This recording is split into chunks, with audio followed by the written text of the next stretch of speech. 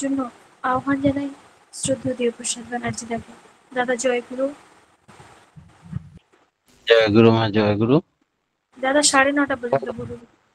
9:30 পর্যন্ত। পরম পরম প্রেমময় পরম দয়াল শ্রী শ্রী ঠাকুরের রাঙারাতুল চরণে, পরমারাধ্যা জগজ্জননীর রাঙারাতুল চরণে, পরম পূজ্য পাদ শ্রী শ্রী বর্ধার রাঙারাতুল চরণে, বর্তমান আচার্য দেবের রাঙারাতুল চরণে তথা অবিনবাবুর রাঙারাতুল চরণে অসংখ্য কোটি প্রণাম নিবেদন করি।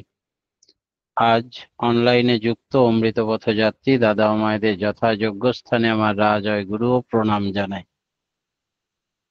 পরম প্রেমময় শ্রী শ্রী ঠাকুরের কথা অমৃত সমান। আজকে বর্তমান যুগ কলিযুগ, কলিযুগে তিনি এসছেন প্রত্যেকটা মানুষকে বাঁচা বাড়ার পথ দেখাতে। সৎসঙ্গকে বলা হয় ম্যান মেকিং এডুকেশন। তাই এই এডুকেশন, এই শিক্ষায় যারা শিক্ষিত হয় তাদের দেখে রাস্তায় হাঁটলে লোকে বলবে, তোমায় দেখে বলবে লোকে তুমি আছো প্রাণবল্লভ। এমন আচার আচরণ, কথাবার্তা, চালচলন আমাদের হতে হবে। শ্রী শ্রী ঠাকুর বলছেন, সত্যানুসরণে অজ্ঞানতা মানুষকে উদ্বিগ্ন করে আর জ্ঞান মানুষকে শান্ত করে। অজ্ঞানতাই দুঃখের কারণ আর জ্ঞানই আনন্দ। তুমি যতটুকু জ্ঞানের অধিকারী হবে ততটুকু শান্ত হবে। তোমার জ্ঞান যেমনতর, তোমার স্বাচ্ছন্দ্যে থাকবার ক্ষমতাও তেমনতর। কি অপূর্ব কথা! তাই যদি হয় তাহলে আমরা বারবার অবতার মহাপুরুষের অবতারণের প্রয়োজন হয় কেন? রাম, কৃষ্ণ, বুদ্ধ, যিশু, মোহাম্মদ রসুল, শ্রীরামকৃষ্ণ, শ্রীচৈতন্য ঠাকুর অনুকূল এতবার ধরার বুকে এসছেন। শ্রী শ্রী ঠাকুরকে এই প্রশ্ন করা হয়েছিল। ঠাকুর তখন বললেন, জাগ্রত ভগবান হে জাগ্রত ভগবান।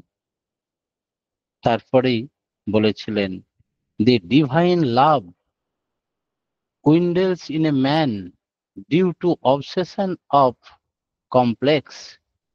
প্রবৃত্তি অভিভূতির দরুন মানুষের অন্তর্নিহিত ঐশ্বরিক ভালোবাসা ক্ষয়প্রাপ্ত হয়ে যায়। তাই তাকে রিভাইভ করার জন্য, পুনর্জীবিত করার জন্য তাকে বারবার অবতার হিসাবে আসতে হয়েছে। কারণ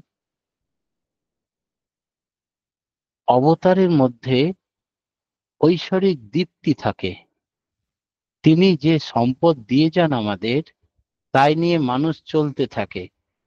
বিকৃতি যখন আসে মানুষের প্রাণে মনে, তখন হাহাকার ওঠে, তখন তিনি আবার আসেন। সেই জন্যে অবতার মহাপুরুষের বারবার আসার প্রয়োজন আছে। যাদের ভালোবাসার ঐশ্বর্য অন্তরে থাকে তারা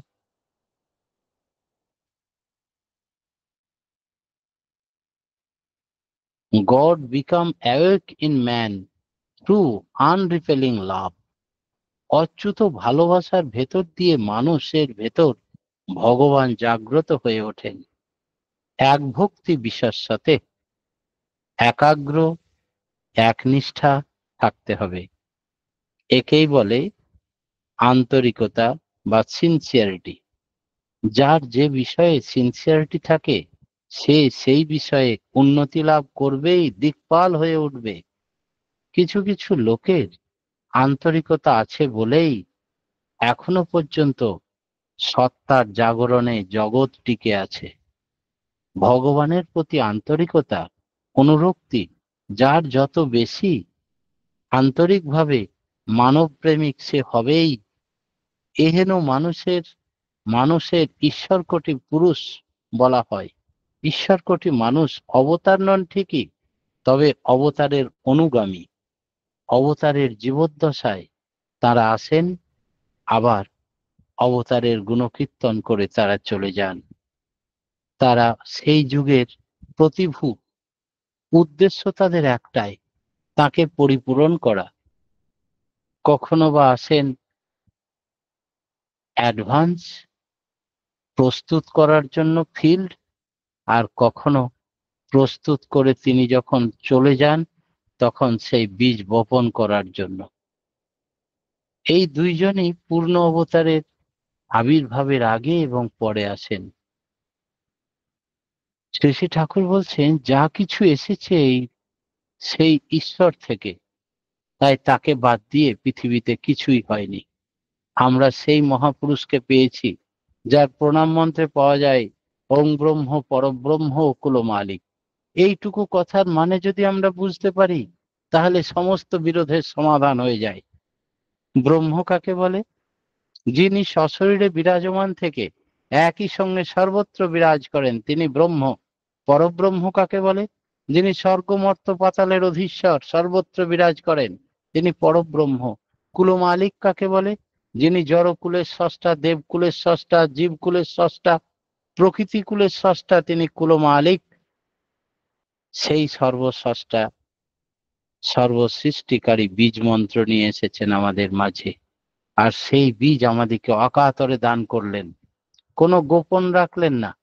তিনি এবার উজাড় করে একেবারে তিজুরির চাবিকাঠি খুলে দিলেন, বললেন যার যেমন সাধনা সে ততটা সংগ্রহ করে নাও।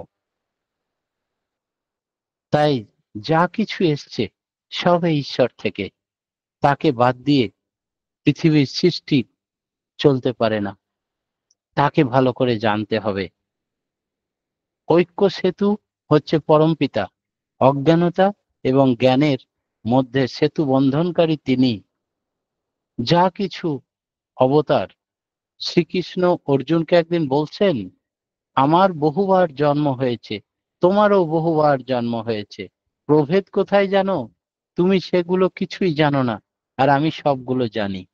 অবতার মহাপুরুষের মধ্যে পরমপিতার স্মৃতি চেতনা জ্বলজ্বল করে থাকে।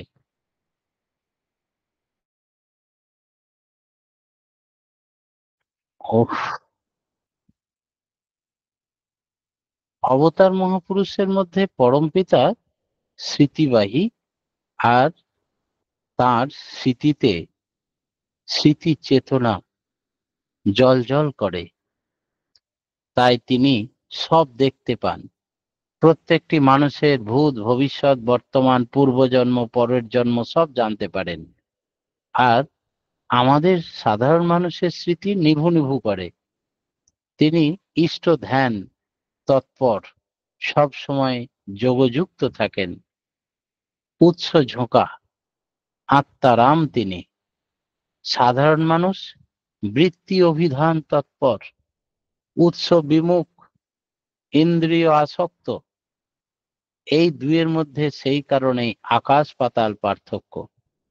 বাইবেলে ভগবান জেসাস বলছেন I come from above, we from below. আমি ঊর্ধ্বলোক থেকে এসেছি, তোমরা নিম্ন লোক থেকে এসেছো। দুজনেই লোক থেকে এসেছি।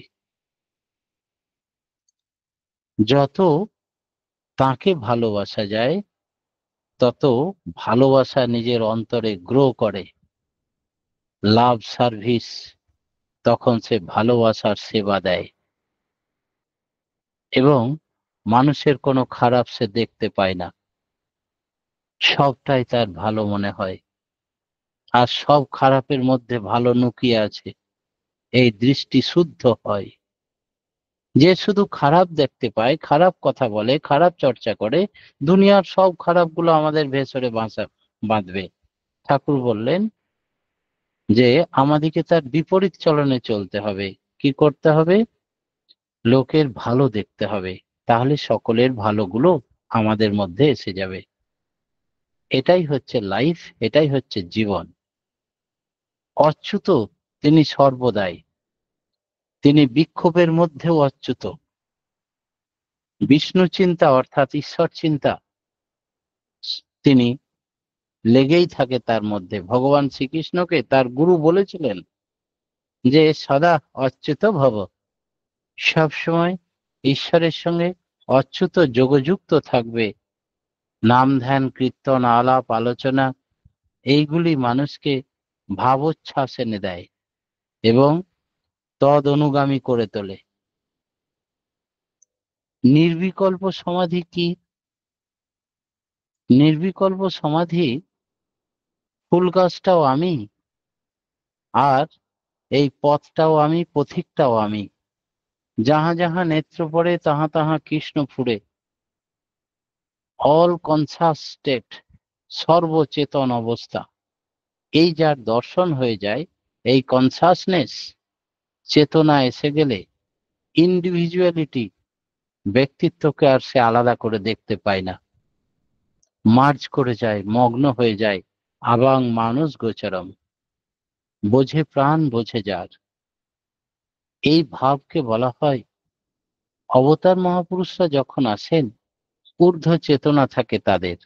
তাই প্রত্যেকটি সারা মানুষকে পরিচিত করে, বিবর্তনের দিকে এগিয়ে নিয়ে যায়।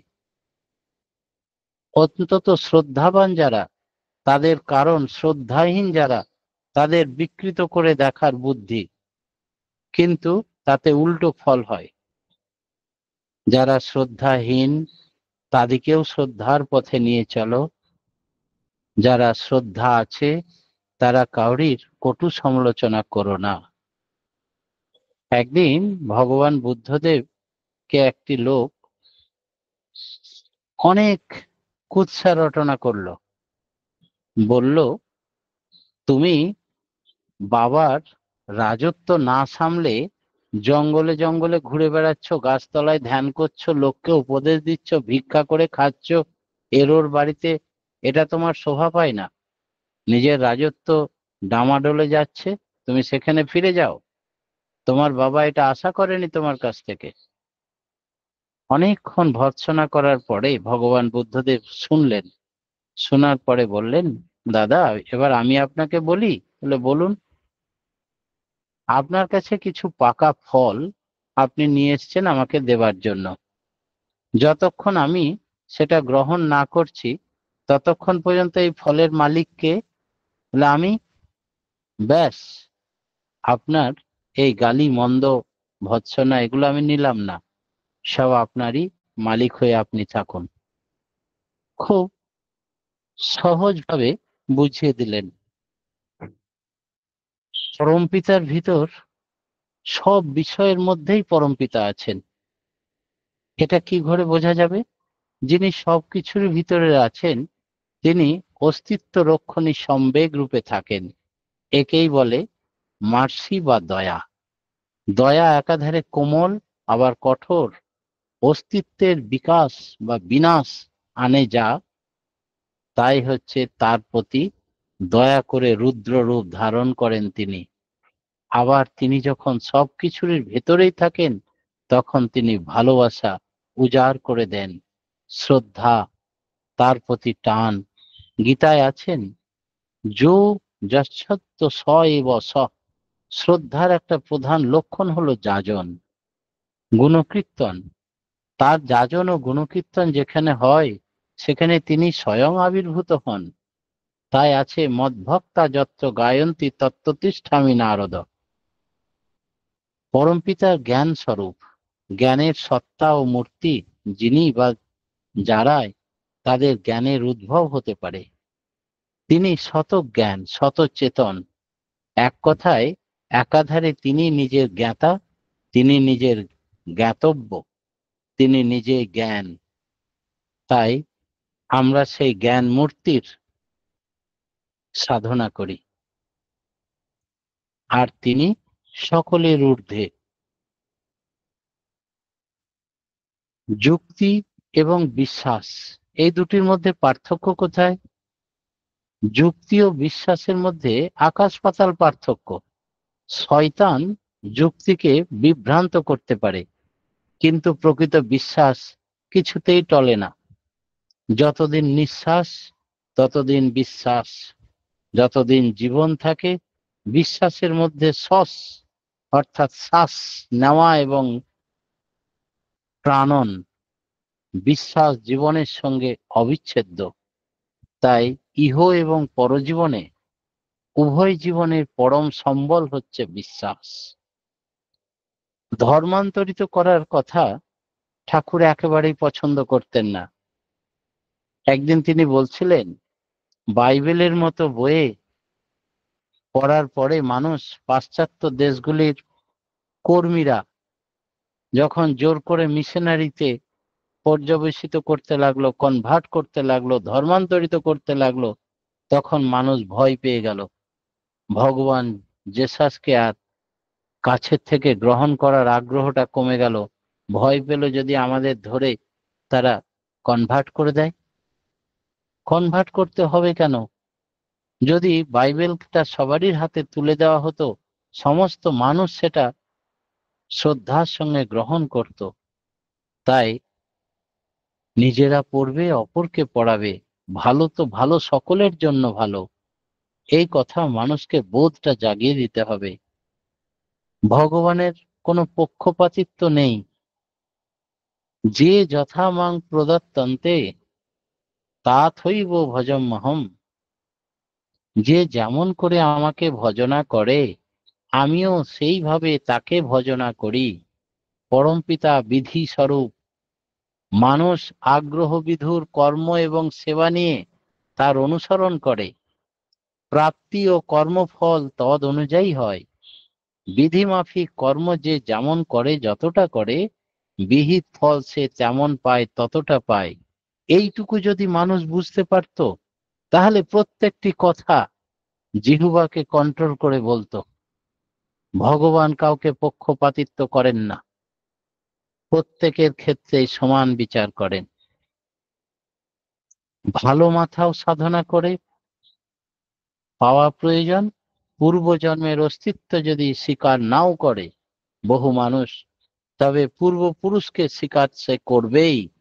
পূর্বপুরুষ বংশ অনুক্রমে অনুশীলনের ভিতর দিয়ে যে উৎকর্ষ লাভ করে, তাই হচ্ছে সন্তান। শুধু বুদ্ধিগত অনুশীলন নয়, সুপ্রজননগত অনুশীলনে হয়তো তাদের ঠিক আছে, তাই সন্তান মেধা হয়ে ওঠে সেখানে। সুতরাং পক্ষপাতিত্ব কোথাও নেই ঠাকুরের। তিনি বিধাতার বিধান যে যতটা মেনে চলে, তাকে ততটাই তিনি বিধির পথে সাহায্য করেন, বিধি মাফিক চেষ্টা করেন, মেধা গজিয়ে দেন। আমাদের সমাজে সুষ্ঠুভাবে চলার পথ তিনি দিয়েছেন। একটা ভগবান শ্রীকৃষ্ণ গীতায় বলছেন, ঊর্ধ্ব মূলং অধ শাখাং। এর মানে কি? মানুষ তো তাই, মানুষের মূল অর্থাৎ মাথা সবসময় উপরে থাকে, হেড অফিস। শাখা অর্থাৎ হাত পা নিচের দিকে থাকে। হাত পাকে চলার কিন্তু মাথা মস্তিষ্ক যেমন ইম্পালস প্রেরণা দেয়, মানুষ তেমনি চলে বলে। তাই মাথাটা আগে ভালো করতে হবে, মাথা ইষ্টকে রাখতে হবে। ইষ্ট যদি একবার সেট হয়ে যায়, সেট আপ হয়ে যায়, তাহলে মঙ্গল ছাড়া অমঙ্গলের বার্তা তার মুখ দিয়ে বার হতে পারে না। নাম ধ্যান করা লাগে। নাম ধ্যান করলে মস্তিষ্কর ডিপার লেয়ার, গভীর স্তরে ইষ্টের ছাপ পড়ে, এবং ইষ্টের ছাপ না পড়লে অবচেতন প্রদেশে যে কোনো সময় ঠেলা দেবে তার কুবুদ্ধি। কোনো ঠিক ঠিকানা নেই। নাম ধ্যানের সঙ্গে সঙ্গে চায় তীব্র কাজ। কাজ করতে গিয়ে নানা সংঘাতের মধ্যে পড়ে নিজের বৃত্তি প্রবৃত্তির জালে জড়িয়ে পড়তে পারে। তাই এইভাবে আমাদের চলতে হবে, নিন্দা, অপমান, দুর্ব্যবহার, দুঃখ কষ্টের মধ্যেও কিন্তু নিজের উদ্দেশ্যে অটুট থেকে এগিয়ে যেতে হবে। একেই বলে ইষ্ট অনুরাগ। আচার্যদেব বর্তমান আচার্যদেব সেদিন বলছিলেন যে যার জীবনে কোনো অশান্তি নেই, যার জীবনে প্রতিবাদ নেই, সমালোচনা নেই, গালিগালাজ শোনেনি, জানতে হবে তার ইষ্টকর্ম এখনো শুরু হয়নি। অবিন বাবুর কথা বলছিলেন যে অবিন গরম জল খেতে গিয়ে গলায় ছাঁকা লেগে গেল, তাই একটু জড়িয়ে জড়িয়ে কথা বলল, ইউটিউবে দিয়ে দিল সে মদ খায়। তখন বুঝলাম অবিনের ইষ্টকর্ম শুরু হয়ে গেছে। ভগবান শ্রীকৃষ্ণকে অর্জুন বলছেন, আত্মীয় সজ্জন গুরুজন অতি প্রিয় আমার, তারা শ্রদ্ধেয়, এ বিষয়ে কোনো সন্দেহ নেই। আমি তাদের বধ করব কিভাবে?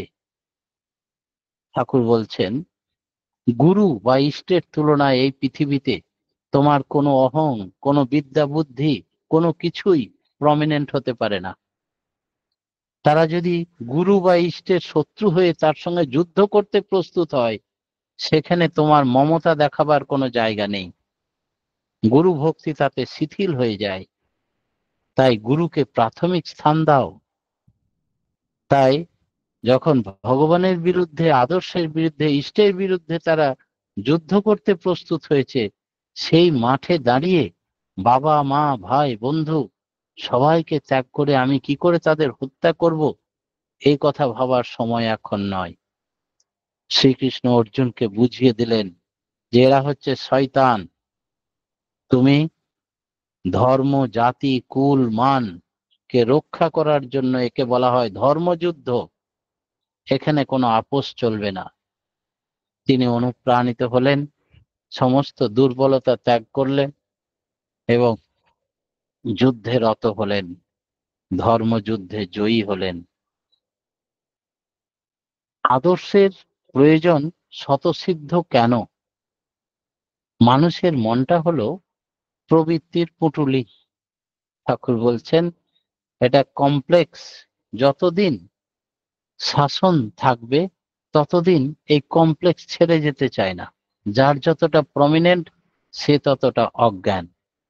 আমরা কোন সময় যে কি করে বসবো, কি বলে বসবো, এই প্রবৃত্তি কোনভাবে আমাকে চালাবে তার ঠিক নেই। বিধিমাফিক কোনো কাজ করে কৃতকার্য হতে পারবো এ কথা ঠিক, কিন্তু সব জ্ঞান থাকা সত্ত্বেও বিধির বিধান আমরা মেনে নিতে পারি না, তাই কৃতকার্যতা আমরা লাভ করি না। কমপ্লেক্সের উপরে যেতে পারলে তবেই তোমার মানব জীবন সার্থক হবে। এদের দ্বারা প্রভাবিত হলে হবে না। Above and beyond our self, আমাদের ঊর্ধ্বে থাকতে হবে। কেন? ওয়েল অ্যাডজাস্টেড ইন্টিগ্রেটেড ক্যারেক্টার, সুনিয়ন্ত্রিত এবং সংহত চরিত্রওয়ালা আচার্য আমরা পেয়েছি। তার কাছ থেকে জেনে নিতে হবে যে বদ্ধ মুক্ত এবং আত্মসমর্পণ এই যদি না থাকে তবে ফুলফিলার দি বেস্ট ব্যর্থ হয়ে ফিরে যাবেন আমাদের কাছে। আমাদের কমপ্লেক্স যদি প্রমিনেন্ট হয়ে যায় তাহলে আমাদের সত্তা সেখানে স্ট্যাচুর মতো হয়ে যান। সত্তা আবার যদি সত্তার প্রতি আমাদের টান গজায়, তার নির্দেশে চলি, কমপ্লেক্স তখন অধনমিত হয়ে আমাকে সাহায্য করে ইষ্টকর্মে, মাথাচাড়া দিয়ে আমাকে পরিচালনা করে না। তাই আমাদের ঠিক করে নিতে হবে আমরা ভগবানকে চাই না শয়তানকে চাই, কমপ্লেক্সকে চাই। আকাশের ভগবানকে আমরা বোধ করতে পারি না। তিনি ভালো কাজেও উৎসাহ দেন না, মন্দ কাজেও বাধা দেন না। বিগ্রহের সামনে প্রণাম করে যদি কেউ চুরি করতে যায়, বিগ্রহ তাকে ডেকে বলে না, কিরে চুরি করবি কেন? জীবন্ত আচার্য আমাদের গুরু আছেন, আমাদের সব কিছু বলে দিয়েছেন এ টু জেড। তিনি ব্রহ্ম, পরব্রহ্ম। তাই গুরুর পুজো বাদ দিয়ে পৃথিবীতে অন্য কোনো পুজো সবটাই ব্যর্থ হয়ে যায়। সর্বদেবময় গুরু। সত্তার একটা দিক হচ্ছে জখম করে দেয়, বিধ্বস্ত করে দেয়। আর আত্মিকতা, শরীর বাদ দিয়ে শরীর ঠিক রাখলে আধ্যাত্মিক অনুশীলনও হয় না। তাই শরীর মাধ্যম খলু ধর্ম সাধনম, যা জানিয়ে জীবন তার সব দিকটা সুসঙ্গতি সাধনই হলো ধর্ম। কারণ সুসঙ্গত চলাই সত্তাকে ঠিক মতো ধরে রাখে, বৃদ্ধির দিকে নিয়ে যায়। এই জন্য ধর্মের পূর্ণতা চায়। আদর্শ, ব্যষ্টি, পরিবেশ সবটাকেই ধর্মপ্রাণ করে তুলতে হবে। আজকে আমি ইচ্ছাকৃতভাবে নিজেই ইষ্ট প্রসঙ্গ করব এই লিঙ্কে বলে প্রস্তাব দিয়েছি শর্মিষ্ঠা মাকে। আমাকে কেউ ইনভাইট করেনি। কারণ বহু মানুষের এরকম একটা ধারণা হয়েছে আমরা বোধহয় হিন্দুস্তান পাকিস্তান, আমরা বোধহয় একে অপরের বিদ্বেষী, একে অপরের বিরূপ সমালোচনা করি, একে অপরের শত্রু। এই বিদ্বেষ ভাবগুলো নষ্ট করে দেওয়া দরকার। কারণ আমরা সকলেই অমৃত পথযাত্রী, ভাই বোনে একসঙ্গে হাত মিলিয়ে বেশ কিছুদিন ইষ্টকর্ম করেছি। মত ও পথের অভিন্নতা আসতেই পারে এক পরিবারে। যেমন ওই আমাদের এর আগে যিনি সঞ্চালকা ছিলেন, তিনি আমাদের কাছ থেকে বেরিয়ে কাঁথিতেই বাড়ি তার, তিনি আলাদা তপতী নায়েক মা, আলাদা লিঙ্ক চালান নাম ধ্যানের। আমাকে ইনভাইট করলেন, দাদা আমার এখানে ইষ্ট প্রসঙ্গ করবেন, আপনার থেকেই তো আমরা সৃষ্টি। বললাম নিশ্চয়ই, যেই ডাকুক ভগবানের কথা নিশ্চয়ই বলবো। আমি সেখানে ইষ্ট প্রসঙ্গ করেছি। আমি যখন দেখলাম যে এরকম একটা গুঞ্জন হচ্ছে, আমি নিজেই প্রস্তাব দিলাম যে তোমার লিঙ্কে আমি গিয়ে ইষ্ট প্রসঙ্গ করব। কারণ আমাদের তো কোনো শত্রুতা নেই, মিত্রতা নেই, মান নেই, অভিমান নেই, অহংকার নেই। এগুলো থাকলে তাহলে আমাদের কিছুই হয়নি।